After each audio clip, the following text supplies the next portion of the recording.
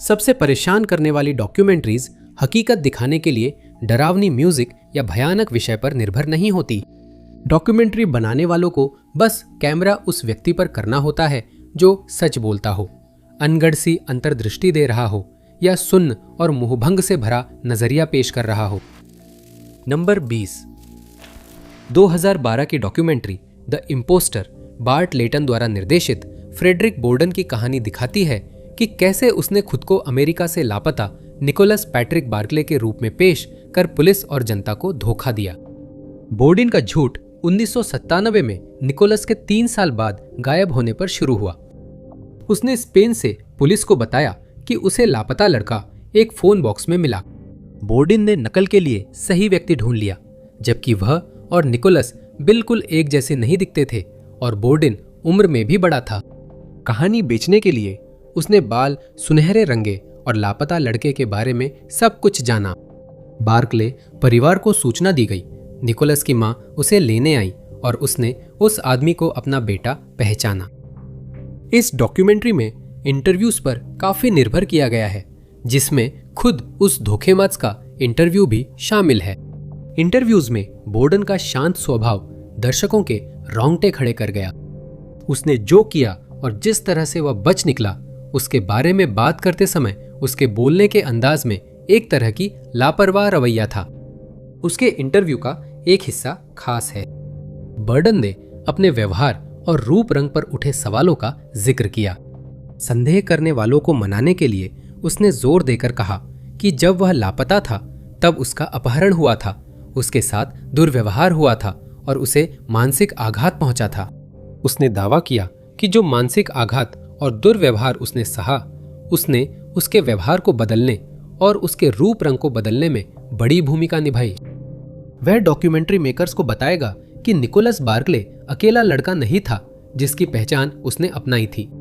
अपने जीवन के एक बड़े हिस्से में बर्डन ने कथित तौर पर सड़कों पर घूमते हुए 140 अलग अलग बाल गृहों और शरण स्थलों में घुसपैठ की और 500 अलग अलग काल्पनिक पहचानें अपनाई, जिनमें से कई लापता लड़कों की थीं।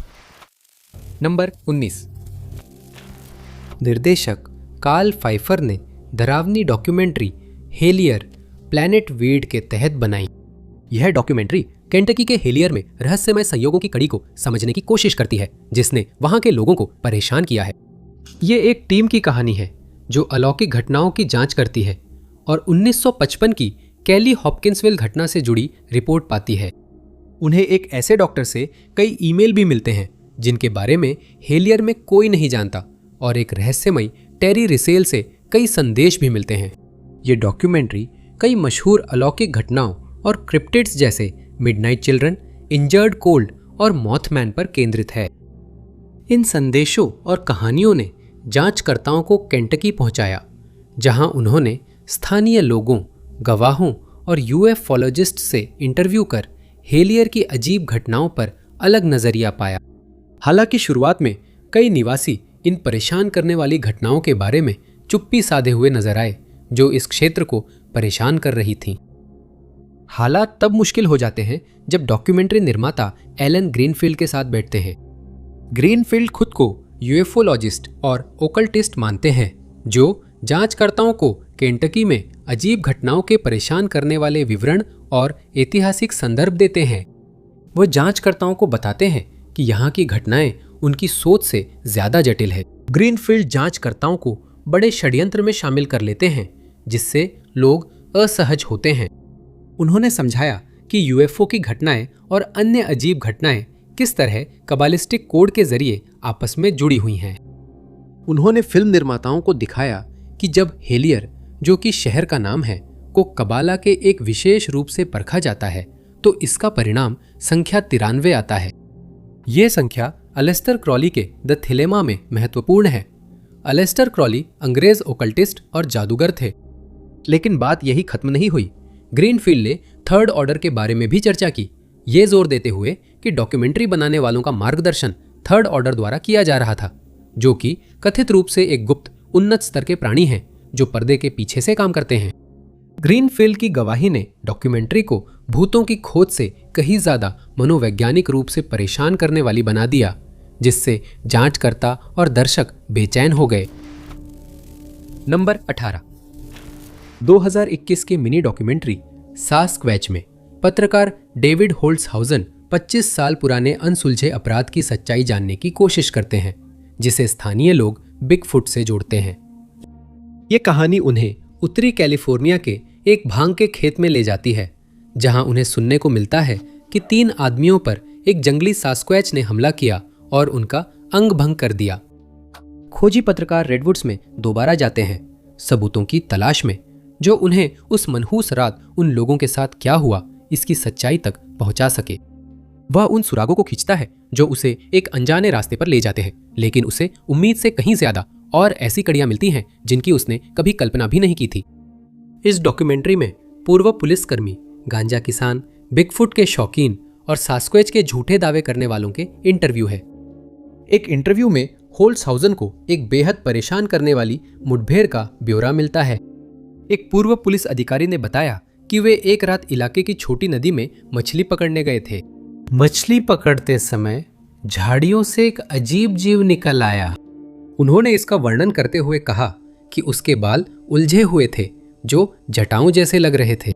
उस जीव ने उस पर पत्थर फेंके और कर्कश चीखा और हुआ हुआ किया।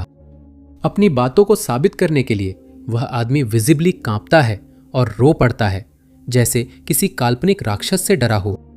उसको पूरा यकीन है कि उसने कुछ डरावना देखा। हालांकि यह डॉक्यूमेंट्री का सबसे डरावना हिस्सा नहीं था। सूत्रों, गांजा उगाने वालों और अंडरग्राउंड लोगों से इंटरव्यू में होल्ट्सहाउज़न को पता चलता है कि असली खतरा बड़ा जंगली जानवर नहीं, बल्कि जंगलों के अपराध और किंवदंतियां हेल्स एंजल्स नामक अवैध मोटरसाइकिल क्लब से जुड़ी हैं। इंटरव्यू किए गए सूत्रों ने बताया कि ये दूर दराज के गांजा फार्म कुख्यात किंसक क्लब से जुड़े हैं। डॉक्यूमेंट्री के अनुसार हेल्स एंजल्स इन अवैध गतिविधियों में अहम भूमिका निभा सकते हैं और शायद इन्हीं लोगों के जरिए सास्क्वैच की कहानी फैलाई गई ताकि यह किंवदंती लोगों को उनके सिंडिकेट से दूर रख सके। नंबर 17। 2015 की अमेरिकी डॉक्यूमेंट्री द नाइटमेयर के थिएटर पोस्टर पर लिखा था, धरती की सबसे डरावनी जगह में आपका स्वागत है। रॉडनी एशर अपने दर्शकों को एक ऐसी यात्रा पर ले जाते हैं जहां नींद में पक्षाघात, स्लीप पैरालिसिस का विषय बना रहता है। ये फिल्म उन लोगों पर है जो इस घटना में खुद को सोते या जागते समय हिलने, बोलने या प्रतिक्रिया देने में असमर्थ पाते हैं। डरावनी बात यह है कि इनमें कई घटनाओं में शारीरिक भ्रम भी होते हैं। डॉक्यूमेंट्री एक साझा भ्रम, हैटमैन, का खुलासा करती है। इस डॉक्यूमेंट्री के लिए जहां विज्ञान और अलौकिकता मिलते हैं, एशर 8 आम लोगों को लाते हैं जो सभी पुरानी स्लीप पैरालिसिस से पीड़ित हैं।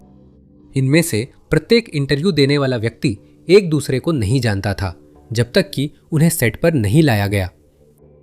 अलग अलग उन्होंने अपने अनुभवों के बारे में बात की और अंत तक दर्शकों ने एक लगातार परेशान करने वाला पैटर्न पहचान लिया था। वे सभी एक ही चीज का अनुभव कर रहे थे, भले ही वे बहुत अलग अलग जिंदगियां जी रहे थे। इन इंटरव्यूज में एक साझा सत्ता उभर कर सामने आती है। उन्हें शैडो पीपल कहा जाता है, जो मुख्य दृश्य है। पीड़ित बताते हैं कि बिना चेहरा वाले काले आदमी उनके ऊपर मंडराते हैं जब वे स्थिर रहते हैं। कभी कभी वे दरवाजे पर होते हैं या कमरे के दूसरी ओर खड़े होकर दूर से देखते और डराते हैं। कुछ विषयों ने बताया कि उन्होंने आक्रामक घुसपैठियों को घर में घुसते सुना, पर वे कुछ नहीं कर सके। कई लोगों ने एलियन जैसी आकृतियों का सामना किया जो घूरने से लेकर विच्छेदन तक कई हरकतें करती थीं। साक्षात्कार देने वालों ने स्वतंत्र रूप से तेज, स्थिर शोर, जोरदार धमाकों की आवाज और शारीरिक रूप से कुचले जाने की भावना महसूस करने की रिपोर्ट दी। उनकी सामूहिक कहानियों ने एक परेशान करने वाली रहस्यमय घटना की झलक दी, जिससे दर्शक सचमुच डर गए। फिल्म में डर का असहनीय एहसास है। Number 16। Love has won the cult of mother God 2023 की डॉक्यूमेंट्री सीरीज है जिसे हैना ओल्सन ने बनाई है। ये लव हैज वॉन कल्ट की नेता एमी कार्लसन के जीवन व मृत्यु की जांच करती है। फिल्म में एमी का दावा है कि वह 500 जन्मों में जी चुकी है और इसमें पूर्व व वर्तमान अनुयायियों के इंटरव्यू भी हैं। यह बात नहीं है कि एमी की मम्मी 2021 में क्रेस्टोन कोलोराडो में पाई गई थी, जो इस डॉक्यूमेंट्री को खास तौर पर असहज बनाती है, बल्कि वह साझा भ्रांति है जिसका सामना इस कल्ट के सदस्य आज भी कर रहे हैं। कई भक्तों ने गैलेक्टिक फिगर्स को दिव्य प्राणी माना है जिनसे केवल सबसे प्रबुद्ध लोग संपर्क कर सकते हैं। कार्लसन के निधन पर अनुयायी इन्हीं प्राणियों का इंतजार कर रहे थे, लेकिन इंटरव्यू के मुताबिक वे नहीं मानते थे कि उनका निधन हुआ। उन्होंने निधन से इनकार किया और कहा कि कार्लसन सिर्फ उच्चतर लोक में चली गई हैं। उन्होंने दावा किया कि अब वह 5वें आयाम में है और मानवता का सारा दर्द अपने साथ ले गई। भक्तों का कहना है कि कार्लसन अभी भी आकाशगंगा के प्रमुखों के साथ एथेरिक बैठक में मौजूद हैं। मरणोपरांत इनकार के मुताबिक कोलोइडल सिल्वर का खतरनाक इस्तेमाल हुआ था। अनुयायियों के मुताबिक कार्लसन ने इस अप्रूव न हुए डाइटरी सप्लीमेंट का खूब प्रचार और सेवन किया, जिसे प्रमुख स्वास्थ्य प्राधिकरण सुरक्षित नहीं मानते। डॉक्यूमेंट्री में इंटरव्यू देने वालों ने बताया कि कैसे ऐसी चेतावनियों को नजरअंदाज किया गया। उनका कहना था कि कार्लसन कोलोइडल सिल्वर को उपचारक सप्लीमेंट मानती थी। लगातार सेवन से, जैसा हमने जाना, आर्जीरिया हो गया। मदर गॉड की त्वचा, अंग और आंखें इसके परिणाम स्वरूप नीली पड़ने लगी थी। इन इंटरव्यूज में सबसे चौंकाने वाली बात यह थी कि अनुयायी कार्लसन की बिगड़ती सेहत और मृत्यु के बाद भी उनका अनुसरण करते रहे, फिर भी अपनी आस्था की बर्बरता नहीं समझ पाए। नंबर 15, नेटफ्लिक्स की वाइल्ड कंट्री भगवान श्री रजनीश, उनकी निजी सहायक मां आनंदशीला और वास्को काउंटी ओरेगन में स्थित रजनीशपुरम समुदाय के उत्थान और पतन की कहानी बताती है। जो एक आदर्शवादी आध्यात्मिक शहर के रूप में शुरू हुआ था, वह जल्दी ही एक राष्ट्रीय घोटाले में बदल गया। वाइल्ड कंट्री में कई परेशान करने वाले इंटरव्यू हैं, जिनमें से अधिकतर मां आनंदशीला ने लिए थे, जिन्हें 1984 के रजनीशी बायो अटैक में अपनी भूमिका के लिए हमला और हत्या के प्रयास का दोषी ठहराया गया था। इन इंटरव्यू के दौरान उन्होंने एक परेशान कर देने वाला रवैया दिखाया, जिसमें उनका आत्मविश्वास और शांत स्वभाव बिल्कुल भी नहीं डगमगाया, जिससे उनके द्वारा किए गए अपराधों और जिन कृत्यों के लिए उन्हें दोषी ठहराया गया, उसके कारण वह और भी ज्यादा डरावनी लगने लगी। शीला बिल्कुल भी माफी मांगती नहीं दिखती, खासकर कम्यून और उसके अपराधों के मामले में। वह अपने अतीत को लेकर ना तो पछताती है और ना ही उस पर कोई असर दिखता है।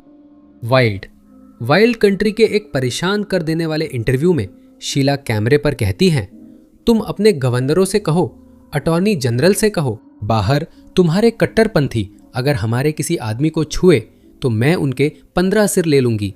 ये मजाक नहीं है। यहां भी शीला का लहजा बिल्कुल सामान्य और उत्साही था और धमकी असली थी। ये राजनीशपुरम आश्रम था, जिसकी सहनेता शीला थी, जिसने जानबूझकर 10 ओरेगन रेस्तरां के सलाद बार में साल्मोनेला बैक्टीरिया मिला दिया था, ताकि स्थानीय वोटिंग आबादी को अक्षम किया जा सके। इस हमले से करीब 800 लोग बीमार हुए थे और शीला के अनुसार वह इसे फिर से करने में बिल्कुल नहीं हिचकिचाएंगी। नंबर 14, 2019 में माइकल बीच निकोल्स ने सबसे डरावनी डॉक्यूमेंट्री हॉरर फिल्म रिलीज की थी। रिंकल्स द क्लाउन एक अनजान व्यक्ति के अजीब करियर की कहानी है, जो खुद को रिंकल्स कहता है। वो फ्लोरिडा में रहता है और कुछ $100 में शरारती बच्चों को डराता है। वह अनजान निवासियों के बगीचों में दिखता है। वह खुद को एक बेघर जोकर बताता है, जिसे माता पिता बच्चों को डराने के लिए किराए पर लेते हैं। वह अपने काम को आजीविका मानता है, लेकिन बच्चों के रहस्यमय तरीके से गायब होने पर माहौल डरावना हो जाता है। बिल्कुल, उसने वास्तव में कभी भी माता पिता द्वारा दिए गए किसी भी काम को स्वीकार नहीं किया था। वीडियो सिर्फ लोकप्रियता बढ़ाने के लिए रचे गए हैं। रिंकल्स एक परफॉर्मेंस आर्टिस्ट है। फोन नंबर वाले उसके कार्ड और स्टिकरों से रोज सैकड़ों कॉल्स आती हैं। वो जोकर अब लेजेंड बन गया है। किशोरों में उसे कॉल और वॉइसमेल भेजना ट्रेंड है, जिनमें कई वॉइसमेल असभ्य, धमकी भरे और खतरनाक होते हैं। डॉक्यूमेंट्री में दिखाया गया है कि नेपल्स के कई किशोरों ने रिंकल्स को फोन कर धमकी दी या गालियां देकर उसे चिढ़ाया। डरावने जोकर रिंकल्स के साथ इंटरव्यू के दौरान हमें इस बात की झलक मिलती है कि शहर भर में अपना फोन नंबर छोड़ने के बाद उसे रोजाना किन मुश्किलों का सामना करना पड़ता है। वह पुराने रिकॉर्डिंग्स को फिर से सुनाता है जो उसे माता पिता और किशोरों द्वारा छोड़ी गई थी, जिससे कहानी का रुख बदलता है और असली खतरा सामने आता है। वह बताता है कि असली खतरा वह नहीं है, बल्कि यह दिखाता है कि माता पिता अपने बच्चों को सजा देने के लिए उसकी डरावनी छवि का इस्तेमाल करके उन पर मानसिक अत्याचार कर रहे हैं। हम पाते हैं कि इस डॉक्यूमेंट्री में सबसे बड़ा खतरा युवा ही है। कलाकार ने बताया कि एक ग्राहक ने उससे शायद अपनी रिश्तेदार छोटी लड़की के अपहरण के लिए कहा था। जोकर के वॉइसमेल से पता चलता है कि कलाकृति में तरल का उपयोग हो रहा है और सामूहिक नरसंहार की कोशिशें हो रही हैं। नंबर 13, रैट्स 2016 की डॉक्यूमेंट्री है जिसे मॉर्गन स्परलॉक ने रॉबर्ट सुलिवन की किताब पर बनाई। ये दुनिया भर के बड़े शहरों में चूहों के घिनौने उपद्रव का विवरण प्रस्तुत करती है। फिल्म इन उपद्रवों और बर्बर मारने के तरीकों जैसे जहर देने और पीटने पर गहराई से ध्यान केंद्रित करती है। रैट्स चूहों के खिलाफ युद्ध का विवरण देती है और राजस्थान के करणी माता मंदिर की यात्रा कराती है, जहां चूहों को मृत लोगों का पुनर्जन्म माना जाता है। इस डॉक्यूमेंट्री में अनुभवी ब्रुकलिन एक्सटर्मिनेटर एड शीहान भी है, जिनके इंटरव्यूज ने फिल्म को हॉरर मूवी जैसा बना दिया। एड एक घुप अंधेरे बेसमेंट में नजर आते हैं जिसे तीखी रोशनी से उजागर किया गया है। वह सिगार दांतों में दबाकर अपने बयान को ऐसी ठंडक से पेश करते हैं जैसे फिल्म नॉयर के माफिया बॉस। इस डरावने दृश्य में एक्सटर्मिनेटर बताता है कि उसने 50 साल चूहों से लड़ते हुए बिताए हैं। वह इसे ऐसा दिखाते हैं मानो यह युद्ध हो और वह अकेले लड़ रहे हों। चूहों के खिलाफ इस जंग में शांत दिलासा देने की बजाय एड इस प्रजाति का परेशान करने वाला विश्लेषण देते हैं। वह उन्हें बेहद चालाक और शैतानी बताते हैं, जैसे उनकी बुद्धि किसी उच्च प्रशिक्षित एजेंट के बराबर हो। वो बताते हैं कि चूहे अपने गिरे हुए झुंड के सदस्यों की गलतियों से सीखते हैं और तेजी से खुद को ढाल लेते हैं। वह वही डरावना आंकड़ा भी दोहराते हैं कि शहर में रहने वाले हर इंसान के लिए आसानी से एक चूहा है। डॉक्यूमेंट्री में उनकी गवाही से सबसे डरावनी बात यह निकलती है कि वह खुद मानते हैं कि हम इन कृंतकों को पूरी तरह से कभी खत्म नहीं कर सकते। अब एक्सटर्मिनेटर इन्हें खत्म करने के बजाय सिर्फ उनकी आबादी को काबू में रखने और उन्हें दूर भगाने की कोशिश कर रहे हैं। डॉक्यूमेंट्री एड के आखिरी शब्दों पर खत्म होती है, जिसमें वो कहते हैं कि चूहे इंसानों से ज्यादा समय तक जिंदा रहेंगे। Number 12, body integrity identity disorder या BIID एक औपचारिक रूप से मान्यता प्राप्त मेडिकल कंडीशन है जिसमें पीड़ित व्यक्ति अपने शरीर की बनावट और अपने दिमाग में बनी शरीर की छवि के बीच परेशान करने वाला असंतुलन महसूस करता है। BIID का संबंध बॉडी डिस्मॉर्फिया से नहीं है, बल्कि इसमें पीड़ित व्यक्ति को ऐसा लगता है कि उनका सक्षम शरीर होना एक गलती है और इसलिए वे उस अंग को काटने की तीव्र इच्छा महसूस करते हैं जिसे वे गलत मानते हैं। 2004 की फिल्म होल इस दुर्लभ स्थिति की पड़ताल करती है, जिसमें उन कई लोगों के उथल पुथल भरे जीवन को दिखाया गया है जिन्हें BIID का निदान हुआ है और जो पाते हैं कि उनके पास केवल एक ही विकल्प है कि वे उस अंग को हटा दें जिसे वे गलत मानते हैं। पूरी फिल्म में दर्शकों को इन लोगों के जीवन की झलक और मनोचिकित्सकों की व्याख्याएं व गवाही मिलती हैं। कई साक्षात्कारकर्ताओं ने बताया कि उनकी यह स्थिति कैसे शुरू हुई। अक्सर वे अपने बचपन का जिक्र करते हैं जब उन्होंने पहली बार महसूस किया कि कुछ ठीक नहीं है। उन्होंने बताया कि शुरू में वे दिखावे के दौर से गुजरे, जहां उन्होंने अपने जुनून को नज़रअंदाज करने की कोशिश की, जैसे अंगों पर पट्टियां बांधना, बैसाखी का इस्तेमाल या कपड़ों के नीचे हाथ छुपाना। ये मनोरंजन नहीं, बल्कि रोज की परेशानियों से अस्थायी राहत पाने के लिए किया गया था। वे अपने शरीर को वैसे बनाना चाहते थे जैसा महसूस करते थे। वयस्कता में दिखावा तब खत्म हुआ जब पीड़ितों ने महसूस किया कि अब वे इन त्रुटियों के बारे में कुछ कर सकते हैं। कुछ लोगों के लिए, जैसे कि केविन, इस समस्या का समाधान करने का एकमात्र तरीका था कि एक सर्जन उनकी पूरी तरह से स्वस्थ टांग को काट दे। लेकिन जॉर्ज बॉयर की कहानी में ऐसा नहीं था। जॉर्ज को अपनी एक टांग से बेहद नफरत थी, जो एक दिन उसके लिए सहन करना बहुत ज्यादा हो गया। इस इंटरव्यू में उन्होंने बताया कि अंग हटाने की चाहत इतनी बढ़ गई थी कि मेडिकल मंजूरी का इंतजार मुश्किल लगने लगा। तो उसने खुद ही अपनी टांग से छुटकारा पा लिया। उसने अपने अंग को अपूरणीय क्षति पहुंचाने के लिए आग्नेयास्त्र का इस्तेमाल किया, जिससे उसकी टांग हटानी पड़ी। वो गवाही में कहते हैं कि उन्हें अपने फैसले पर पछतावा नहीं बल्कि राहत है। अब वो बेमेलपन खत्म हो गया है और आखिरकार उन्हें सुकून मिला है। नंबर 11। 2017 में अमेरिकी डॉक्यूमेंट्री फिल्म वॉयर रिलीज हुई थी, जो एक ऐसे आदमी की सच्ची कहानी पर आधारित है जो न सिर्फ अपने मोटल में आने वाले मेहमानों की जासूसी करता है, बल्कि उसने जो कुछ भी देखा है, रोमांटिक मुलाकातों से लेकर हत्या तक, सब कुछ दर्ज भी किया है। जेरल्ड फूस वो आदमी है जो अटारी में बैठा रहता है, अपनी ऑब्जर्वेशन प्लेटफॉर्म पर बैठकर खास तौर पर बनाए गए सीलिंग वेंट्स के जरिए अपने मेहमानों को देखता है। दशकों तक फूस ने मेहमानों की जासूसी की और बाद में पत्रकार गे टलीस को कई इंटरव्यू में अपनी कहानी बताई। फिल्म की शुरुआत टलीस के परिचय से होती है और जल्दी ही वो एक अजीब इंटरव्यू में बदल जाती है, जिसमें वो खुद को निर्दोष मानता है। फूस का दावा है कि वह खुद को अपराधी नहीं मानता, यहाँ तक कि एक साधारण झांकने वाले के रूप में भी नहीं। इसके बजाय वो जोर देकर कहता है कि उसकी जासूसी की गतिविधियां केवल शोध के उद्देश्य से की गई थीं, क्योंकि वह ऐसे परिवार में पला बढ़ा जहां उसे सामान्य मानवीय संपर्क से दूर रखा गया था और उसे यह नहीं सिखाया गया था कि कुछ चीज़ें क्या हैं, उनका क्या मतलब है या वे क्यों की जाती हैं। वह इस शोध को सही ठहराता है कि लोग असली रूप तब दिखाते हैं जब कोई देख नहीं रहा होता। इसलिए उसके मोटल के मेहमान उसके गुप्त निरीक्षण कक्ष को नहीं जान पाए। फिर वह बताता है कि कैसे उसने मोटल की अटारी से लोगों को देखने का फैसला किया और इसकी शुरुआत पत्नी से कबूलनामे से की। उसने अपनी पत्नी से कहा कि वह एक झांकने वाला व्यक्ति है और उसे एक प्रयोगशाला चाहिए, ऐसी लैब जो पूरी तरह से सुरक्षित हो ताकि कोई भी उसे खोज न सके। जिस प्रयोगशाला की वह बात कर रहा था वही मोटल था जिसे उसने बाद में खरीद लिया। यह जगह एक प्रसिद्ध पर्यटक स्थल पर थी और देश या दुनिया के अन्य हिस्सों से आने वाले लोग यहाँ आराम करने के लिए रुकते थे, यह जाने बिना कि ऊपर एक आदमी उनकी हर हरकत देख रहा है। Number 10। Tell me who I am 2019 में एड पर्किंस की डॉक्यूमेंट्री है जो जुड़वां एलेक्स और मार्कस लुइस पर आधारित है। 18 साल की उम्र में मोटरसाइकिल दुर्घटना के बाद एलेक्स ने याददाश्त खो दी।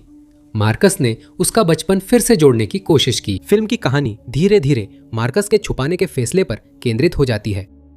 फिल्म के अंतिम हिस्से तीसरे अंक में एलेक्स को अपनी जिंदगी के बारे में जो कुछ भी बताया गया था वह सब सामने आ गया। उसने बताया कि वह अब भी नहीं जानता कि वह कौन है और अब मार्कस पर निर्भर है कि वह उसे अंतिम जवाब दे।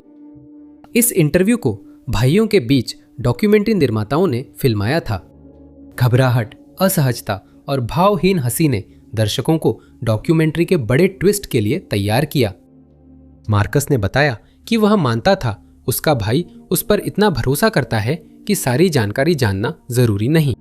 एलेक्स जवाब देता है कि यह असाधारण था कि उसने बस उसकी हर बात पर भरोसा किया बिना कभी सवाल किए, जब तक कि इस मोड़ पर कुछ बातें मेल नहीं खाने लगी। एलेक्स एक चुप्पी की दूरी, एक राज का जिक्र करता है और वो बेताबी से सवाल पूछने की कोशिश कर रहा है, जबकि मार्कस बेताबी से उनका जवाब न देने की कोशिश कर रहा है। मार्कस बताता है जब उसका भाई आया और पूछा कि क्या मां ने दुर्व्यवहार किया, तो उसने सिर्फ हाँ कहा और कुछ नहीं। असल में उस हाँ के पीछे और भी बहुत कुछ था जितना कोई सोच भी नहीं सकता था, और ये सब इसी इंटरव्यू में सामने आया। मार्कस गला रुंधा हुआ और आंसू रोकते हुए कहता है कि उसने भाई को काला पारिवारिक राज नहीं बताया, क्योंकि बताने पर उसे सब फिर से झेलना पड़ता। यहाँ तक कि तब भी वह अपने भाई को सच उसका सामना करके नहीं बता पाया और उसे एक रिकॉर्डिंग की ओर भेज दिया जिसमें वह डरावना राज था। एक ऐसा राज जिससे पता चला कि बचपन में झेला गया अत्याचार उससे कहीं गंभीर था, जितना उसने बताया। ये खुलासा बहुत परेशान करने वाला था, जिसे उनके रुंधे स्वर, हल्की रोशनी और सूनी मेज दिखा रही थी। नंबर 9, डैन क्लोरोस और फिशर स्टीवल्स निर्देशित क्रेजी लव न्यूयॉर्क के वकील बर्ट पगाश और लिंडा रिस के विचलित कर देने वाले रिश्ते को दिखाती है। पगाश ने अपराधियों को लिंडा के चेहरे पर तेजाब फेंकने के लिए पैसे दिए, जिससे वह अंधी और हमेशा के लिए घायल हो गई। इस घटना के परिणाम स्वरूप पगाश को जेल हो गई, लेकिन रिहा होने के बाद दोनों ने अपना रिश्ता फिर से शुरू किया और कुछ ही समय बाद शादी कर ली। बर्ट ने कहा कि यह एक परी कथा जैसा रोमांस था जब वह इन घटनाओं को उस पागलपन भरे प्यार की डॉक्यूमेंट्री में सुना रहे थे। साक्षात्कारों के दौरान बर्ट ने असामान्य रूप से पछतावे की कमी दिखाई। उसे अपने किए पर कोई अपराध बोध नहीं था और ना ही उसे अपने व्यवहार में कोई गलती नजर आई। साक्षात्कार में उस आदमी ने गैसलाइटिंग वाला, शांत, तथ्यात्मक और कुछ हद तक आकर्षक लहजा अपनाया। ऐसा लग रहा था जैसे वह इस बात का जिक्र कर रहा हो कि उसने अपराधियों को अपनी पत्नी को अंधा और विकृत करने के लिए संगठित किया था, मानो यह पति पत्नी के बीच छोटी सी तकरार हो, न कि एक डरावना हमला जिसने दर्शकों को बेचैन कर दिया। लिंडा भी इस स्थिति को लेकर उतनी ही स्पष्ट थी। वह यह समझ नहीं पाई कि बर्ड के पास क्यों लौटी जब उसने उसके साथ इतना कुछ किया था। उसका बर्ड के साथ रिश्ता प्यार से प्रेरित नहीं लगता और वहां माफी का कोई एहसास भी नहीं है। उसकी गवाही में जो है सो है जैसा भाव झलकता है, जिससे असली कहानी और भी ज्यादा विकृत लगती है। नंबर 8, ब्रायन कार्बेरी और क्ले ट्विल की 2015 की डॉक्यूमेंट्री फाइंडर्स कीपर्स का केंद्र जॉन वुड है। वुड अपनी मम्मी बनी टैंक शैनन विस्नियेव्स्की से वापस लेने की कोशिश कर रहे हैं। विस्नियेव्स्की ने अंग लौटाने में हिचकिचाहट दिखाई और कहा कि यह उन्हें एक ग्रिल में मिला जो उन्होंने स्टोरेज यूनिट की नीलामी से खरीदी थी। वुड बताते हैं कि विमान दुर्घटना के चलते उनकी टांग काटनी पड़ी। वो अंग को बचाना चाहते थे, इसलिए उसे पहले मम्मी बनाना जरूरी था। बाद में वह टांग उनके स्टोरेज शेड के बारबेक्यू ग्रिल पर पहुंचती है, जहां वह आदिम तरीके से मम्मी बन जाती है। कुछ सालों तक उसे भूल जाने के बाद आखिरकार उनके पास स्टोरेज शेड रखने के लिए पैसे खत्म हो गए और मालिक ने उसे नीलामी के लिए रख दिया, जिससे वह अंग शैनन विस्नियोव्स्की के हाथों में चला गया। विस्नियोव्स्की परेशान होकर पुलिस से संपर्क करते हैं, जो टांग जब्त कर लेती है। लोग सोच सकते हैं कि अब वह उससे संबंध नहीं रखना चाहेंगे, लेकिन जब मीडिया में बारबेक्यू टांग की खबर फैली तो विस्नियोव्स्की ने इसमें एक मौका देखा और खुद को फुटमैन के रूप में पेश किया। यहां तक कि उन्होंने टी शर्ट्स बनवाई और उस ग्रिल के टूर बेचना शुरू कर दिया जिसमें कभी एक मम्मीकृत टांग रखी गई थी। जॉन ने इस बीच इस कहानी के बारे में सुना और इसी के साथ लंबे समय से खोई हुई टांग की कस्टडी के लिए लड़ाई शुरू हो गई। इस उद्यमी द्वारा दिए गए कुछ खास तौर पर परेशान करने वाले बयान शामिल हैं, जैसे कि एक बचकाना ताना कि उसे अंग रखने की इजाजत सिर्फ इसलिए मिलनी चाहिए क्योंकि उसने उसे पाया था। शैनन ने यह जिक्र किया कि अगर उसे कभी पुलिस से वह टांग वापस मिलती है तो वह उसे प्रदर्शित करने का विचार रखता है और वह डरावने टूर से मुनाफा कमाने की योजना बना रहा है। ऐसी स्थिति में उसकी सहानुभूति की कमी बहुत परेशान करती है। नंबर 7, अमेरिकी true crime documentary the wow NXIVM cult और इसके नेता कीथ रानीरे की पर्दे के पीछे की कहानी दिखाती है। कीथ को रैकेटियरिंग, साजिश और मानव तस्करी समेत कई अपराधों में दोषी ठहराया गया। यह डॉक्यू सीरीज एलिसन मैक की उस भूमिका को भी उजागर करती है जो उन्होंने इस खतरनाक कल्ट में सदस्यों की भर्ती करने में निभाई थी। पहला सीजन उन पूर्व सदस्यों की गवाही पर आधारित है जिनके पास नेक्सियम में आपराधिक गतिविधियों की परेशान करने वाली जानकारी है। डॉक्यूमेंट्री में नैन्सी सॉल्जमैन से मिलते हैं जो इस कल्ट की सह संस्थापक और अध्यक्ष थीं। साक्षात्कारों से पता चलता है कि वो मीटिंग सेशंस की खोज और संचालन के लिए जिम्मेदार थी और इन सेशंस का इस्तेमाल कल्ट के सदस्यों के राज निकालने के लिए किया जाता था, जिन्हें उनके खिलाफ गारंटी के तौर पर इस्तेमाल किया जाता था ताकि उनकी चुप्पी और आज्ञाकारिता सुनिश्चित की जा सके। दर्शक उसकी तर्कशीलता और अपराध बोध की कमी देखकर असहज रह गए जब उसने संगठन में अपनी भूमिका का विश्लेषण किया। सॉल्जमैन और उनकी बेटियां वहां हुए दुर्व्यवहार की गंभीरता समझने में संघर्ष करती रहीं और सदस्यों के आघात को स्वीकार करने की बजाय रेनियर के प्रति वफादारी को प्राथमिकता देती रहीं। उन्होंने संप्रदाय के कृत्यों को कमतर दिखाया। पूर्व अनुयायियों के साथ साक्षात्कारों में दर्शकों को एक परेशान करने वाले गुप्त महिलाओं के समूह के बारे में पता चलता है, जो संप्रदाय में एक मालिक गुलाम संबंध के रूप में कार्य करता था। सदस्य बताते हैं कि उन्हें कैसे मजबूर किया गया कि वे अपने अपमानजनक अनुभवों के बारे में चुप रहें। इसके लिए उन्हें उच्च पदस्थ अधिकारियों को अपमानजनक जानकारी सौंपनी पड़ी। Number 6, we live in public एक चेतावनी देने वाली डॉक्यूमेंट्री है जो इंटरनेट अग्रणी और sudo.com के संस्थापक जोश हैरिस की जांच करती है।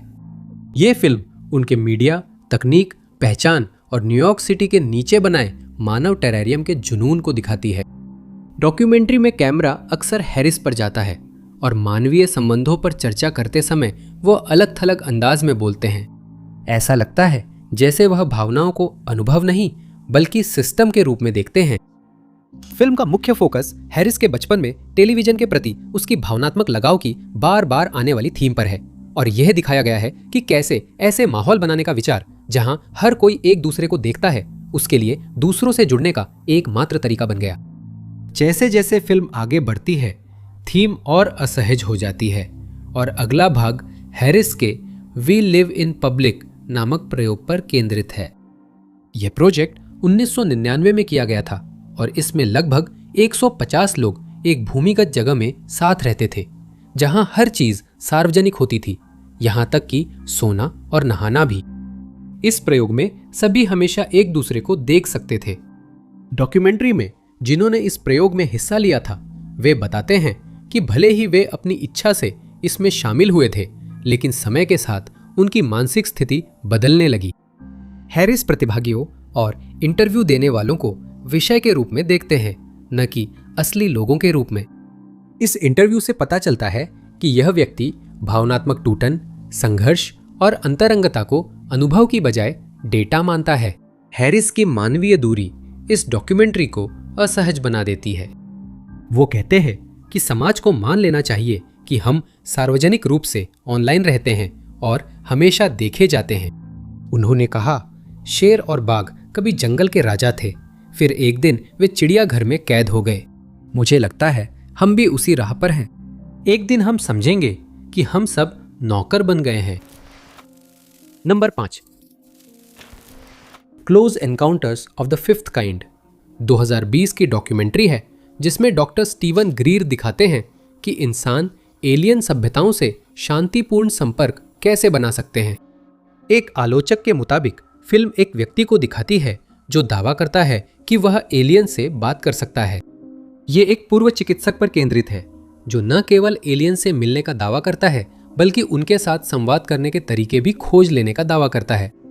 डॉक्यूमेंट्री में किए गए दावे हर गुजरते मिनट के साथ और भी ज्यादा अजीब होते जाते हैं। Close encounter of the fifth kind वैज्ञानिकों, शोधकर्ताओं और विसल ब्लोअर्स पर आधारित एक अजीब और असहज कर देने वाली कहानी है। डॉक्टर ग्रीर और उनके मेहमान इंटरव्यू में अजीब कहानियों की खोज करते हैं जब वे जटिल विचारों को विस्तार से बताते हैं। हालांकि वे बड़े बड़े षड्यंत्र सिद्धांतकारों की तरह नहीं दिखे बल्कि परिष्कृत व्यक्तियों के रूप में नजर आए, लेकिन इंटरव्यू देने वालों के दावे धीरे धीरे और भी डरावने और अजीब होते जाते हैं। ग्रीर और अन्य इंटरव्यू देने वाले तर्क करते हैं कि आम नागरिक भी बहुत सख्त परिस्थितियों में एक विशेष चेतना के माध्यम से खुद ही एलियंस से संपर्क स्थापित कर सकते हैं। एडम करी, जो इस क्षेत्र में एक शोध करता है, डॉक्यूमेंट्री में नजर आते हैं जहां वे चेतना और भौतिक वास्तविकता के मेल पर चर्चा करते हैं। वे सुझाव देते हैं कि हमारी चेतना शायद बिल्कुल भी निजी तत्व नहीं है और अगर हम इसकी शक्ति को खोल सके तो इसे दूरियों तक भेजा जा सकता है। डॉक्टर रसेल टार्क की गवाही ने उनकी ऊंची पदवी के कारण दर्शकों पर गहरा प्रभाव डाला। भौतिक विज्ञानी और Stanford research institute remote viewing program के सह संस्थापक डॉक्टर रसेल टार्क ने कहा कि चेतना स्थान और समय से सीमित नहीं है।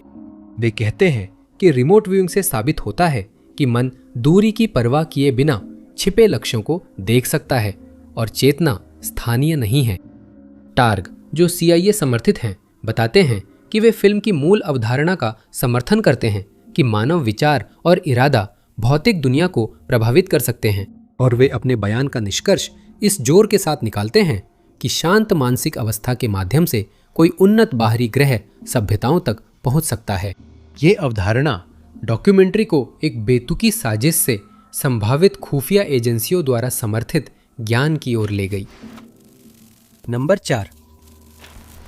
4 भागों के docu series the deep and 3 सालों तक आध्यात्मिक प्रभावशाली टील स्वान और उनके करीबियों का अनुसरण करती है, जिसमें डॉक्यूमेंट्री निर्माताओं को स्वान तक पहुंच मिली। दर्शक उनके साथ हुए दुर्व्यवहार के दावों, प्रसिद्धि की यात्रा और उन पर पंथ नेता होने के आरोप के बारे में सुनते हैं। पूरी डॉक्यूमेंट्री के दौरान स्वान व्यापक चिंता का कारण बनती हैं और सीरीज भर में ये आध्यात्मिक प्रभावशाली बाहरी लोगों द्वारा सीधे चुनौती दिए जाने पर आक्रामक स्वभाव दिखाती हैं। वह अपने अनुयायियों के प्रति नीचा दिखाने वाले अंदाज में पेश आती है और जोर देती है कि वे किसी और से पहले उन्हें प्राथमिकता दें। उनका नियंत्रित करने वाला व्यवहार इस हद तक बढ़ जाता है कि दर्शकों के लिए देखना बेहद मुश्किल हो जाता है। और ये पल तब कैमरे में कैद हुआ जब एक समूह चर्चा के दौरान स्वान ने कई सदस्यों को एक व्यक्ति के खिलाफ कर दिया। सदस्यों के बीच आलोचना व्यक्तिगत होकर टकराव की स्थिति बना गई। जब एक सदस्य ने स्वान के मार्गदर्शन पर सवाल उठाया तो कमरे में तनाव छा गया। हालांकि उस पल में न तो कोई चिल्लाहट थी और न ही कोई झगड़ा, लेकिन वहां एक असहज करने वाली भावनाओं की कमी जरूर थी। यह दृश्य एक संवाद की बजाय सामाजिक दबाव जैसा लगता है, जिससे आध्यात्मिक प्रभाव की कहानी बदलकर नियंत्रण और प्रभुत्व वाले व्यवहार में बदल जाती है, जो उन लोगों के लिए हानिकारक हो सकता है जो उस आघात से जूझ रहे हैं जिसे वे स्वान से ठीक करवाने की उम्मीद कर रहे थे। तीसरे नंबर पर निर्देशक स्पेंसर मैकॉले 2012 के डॉक्यूमेंट्री द इंस्टीट्यूट में जेजू ने इंस्टीट्यूट की कहानी का पुनर्निर्माण किया। ये फिल्म सैन फ्रांसिस्को के एक वैकल्पिक रियलिटी गेम की कहानी दिखाती है, जिसमें करीब 10,000 लोग शामिल थे और कई को पता नहीं था कि वे किस में भाग ले रहे हैं। द इंस्टीट्यूट दिखाता है कि जेजूने ने काल्पनिक कहानियां असल जिंदगी में मिलाई, जिससे अजीब नतीजे आए। फिल्म की शुरुआत कई खिलाड़ियों की व्याख्याओं से होती है जो दावा करते हैं कि उन्हें अजीब पोस्टर मिले जिनमें उन्हें रहस्यमय इंस्टीट्यूट में आने का निमंत्रण दिया गया था। अजीब जगह पहुंचने पर प्रतिभागियों को रहस्यमय वीडियो और संकेतों से खेल में शामिल किया जाता है। इन इंटरव्यूज में इन खिलाड़ियों में इंसानियत कम होने लगती है। वे वैकल्पिक रियलिटी गेम के बारे में उतनी ही गंभीरता से बात करते हैं जैसे कोई धर्म, जीवन बदल देने वाली घटना या थेरेपी सत्र के बारे में करता है। इंटरव्यू में लोग अनजाने में अपनी बोलचाल बदल लेते हैं। वे कहते हैं कि उन्हें खेल में शामिल होने के लिए चुना गया है, न कि सिर्फ शामिल किया गया, जिसे वे वास्तविकता की एक और परत के रूप में बताते हैं जो पहले उनसे छुपी हुई थी। खिलाड़ी कहते हैं कि वे अक्सर नहीं जान पाते थे कि कौन अजनबी है और कौन जेजूने इंस्टीट्यूट का अभिनेता। वे सोचते थे कि क्या साधारण कॉल्स में भी सुराग है और हर संयोग को सबूत मानते थे। साक्षात्कारों ने परेशान करने वाला माहौल बना दिया। असल और वैकल्पिक वास्तविकता की रेखाएं धुंधली हो गई और उन्हें फर्क नहीं पड़ा। खेल खत्म होने के बाद साक्षात्कार देने वालों ने अपनी जिंदगी को नीरस और कम मायने वाली बताया, जो इस अजीब खेल से स्थायी रूप से प्रभावित हो गई थी। नंबर 2, 1987 की जापानी documentary the emperors naked army marches on 62 वर्षीय पूर्व सैनिक केंजो ओकुजाकी का अनुसरण करती है, जो अपनी यूनिट के 2 शहीद सैनिकों का बदला लेने की कोशिश करते हैं। वे शोवा सम्राट को युद्ध की पीड़ा का जिम्मेदार मानते हैं। जवाबों की तलाश के दौरान ही एक शारीरिक झड़प और काफी मनाने के बाद आखिरकार सच सामने आता है। एक ऐसा सच जो अकल्पनीय भयावहता में डूबा हुआ था, जिसने दर्शकों को बेचैन कर दिया। केंजो की जवाबों की तलाश शांतिपूर्ण नहीं थी। वो अक्सर संघर्षों में उलझता था जो मौखिक दुर्व्यवहार से शारीरिक हिंसा तक बढ़ते थे। डॉक्यूमेंट्री में वो कहता है, हिंसा मेरी ताकत है। फिल्म में पूर्व सैनिकों और अधिकारियों के इंटरव्यू है, जिनमें द्वितीय विश्व युद्ध के दौरान उन 2 लोगों के साथ क्या हुआ, इस पर सबकी अलग अलग बातें हैं। कुछ लोग मानते हैं कि पलायन के कारण उनकी योजनाबद्ध हत्या कर दी गई, जबकि अन्य इसे न्यू गिनी के निवासियों पर हिंसा की सजा मानते हैं। लंबे संघर्ष, विस्तृत इंटरव्यू और अनुत्तरित सवालों के बाद किंजो एक ऐसा पल साझा करते हैं जिसमें वह सब कुछ बता देते हैं और एक परेशान कर देने वाली कहानी सामने आती है। वह कप्तान कोशिमित्सु से मिलते हैं जो कहते हैं कि उन 2 लोगों को मार डालने का आदेश उन्होंने दिया था। अन्य सैनिकों ने भी इंटरव्यू में घटना की पुष्टि की और कहा कि उन्हें काम पूरा करना पड़ा। एक पूर्व सार्जेंट ने कहा कि एक सैनिक को खाना चुराते पकड़ा गया था, बाद में उसे नरभक्षण का शिकार बनाया गया। सार्जेंट के हवाले से यह भी कहा गया है कि आदिवासियों का नरभक्षण नहीं किया गया क्योंकि वे पकड़ने में बहुत तेज थे और इसके बजाय जापानी सैनिकों को कठिन समय में मार्च कराया गया और फिर जीवित रहने के लिए उनका नरभक्षण किया गया। नंबर 1, ऑस्कर विजेता डॉक्यूमेंट्री मार्जो फेथ हीलर मार्जो गॉर्टनर के जीवन और उनके बचपन में प्रचारक बनने की कहानी दिखाती है। वह पेशेवर प्रचारकों के बेटे हैं जिन्हें साउदर्न टेंट रिवाइवल सर्किट में 3 साल की उम्र में प्रचार कराया गया। इसका नतीजा यह हुआ कि उसके माता पिता ने काफी मुनाफा कमाया, जिसमें से उसे सिर्फ एक छोटा सा हिस्सा ही मिला। फिल्म में गॉर्टनर की धर्म प्रचार की दुनिया में वापसी को दिखाया गया है, लेकिन इस बार वह प्रचारक के रूप में नहीं लौटे हैं। बैकस्टेज इंटरव्यू में वो कहता है कि अब वह उस कहानी पर विश्वास नहीं करता जिसका वह प्रचार कर रहा है। उसने विश्वास खो दिया और अब दूसरों के धार्मिक विश्वास का लाभ उठाकर मुनाफा कमाता है। इन बातचीतों में वो साफ कहता है कि वो ये सब सिर्फ पैसों के लिए कर रहा है और निर्माताओं को दिखाता है कि कैसे भोले लोगों को ठगता है। सुसमाचार प्रचारक अपने व्यापार की चर्चा करते हुए असहज लहजा अपनाता है। यह बात बिल्कुल सपाट तरीके से कही जाती है, न कोई पछतावा है और न ही कोई अपराध बोध। डॉक्यूमेंट्री रोते हुए विश्वासियों मंच के पीछे के दृश्य नाटकीय प्रस्तुतियों और यांत्रिक बातचीतों के बीच कट करती है। एक पल दर्शक उस भीड़ को देख रहे होते हैं जो प्रचारक का प्रवचन सुनने के लिए इकट्ठा हुई है और अगले ही पल वे एक परेशान कर देने वाले खुलासे में उलझ जाते हैं जिससे उनके रोंगटे खड़े हो जाते हैं क्योंकि उनके सामने अनजाने दर्शकों के लिए एक झूठ का प्रदर्शन किया जा रहा है। आप सभी का देखने के लिए बहुत बहुत धन्यवाद। अगर आपको यह वीडियो पसंद आया हो तो कृपया उस लाइक बटन को जरूर दबाएं। साथ ही सब्सक्राइब करना और नोटिफिकेशन बेल को दबाना न भूलें ताकि आप हमारे सभी आने वाले वीडियो से अपडेट रह सके। मेरा नाम टॉप 5 अननोन है और मैं आप लोगों से अगले वीडियो में मिलूंगा।